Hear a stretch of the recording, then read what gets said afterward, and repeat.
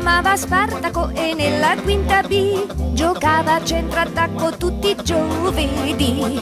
Coi capelli a spazzola, la maglia verde e blu e i calzettoni arrotolati giù. Correva come un matto e saltellava come un gatto E tutti gli gridavano così: oh oh oh oh, che centro-attacco, oh oh oh oh, tu sei un cerbiatto, sei meglio di Levratto, ogni tiro va nel sacco, oh oh oh, che centro-attacco, oh oh oh oh, oh oh oh oh. Molti ti passarono e grande diventò, finché come riserva in Serie B giocò. Ma non contentandosi, con zelo e serietà si preparava per giocare in A.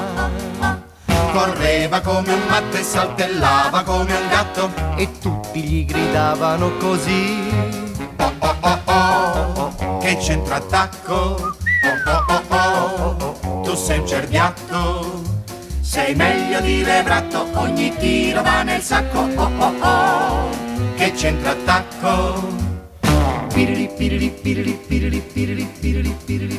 E con grande giubilo della comunità fu presto trasferito nella Serie A.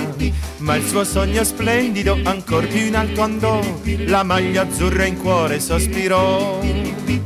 Correva come un matto e saltellava come un gatto E tutti gli gridavano così: oh oh oh oh, oh, che centro-attacco, oh oh oh oh, tu sei un cerbiatto, sei meglio di Levratto, ogni tiro va nel sacco, oh oh oh, che centro-attacco. Guarda, guarda, guarda, guarda. Quando lo passarono al fine nazionale, giocò contro il Brasile e contro il Portogal.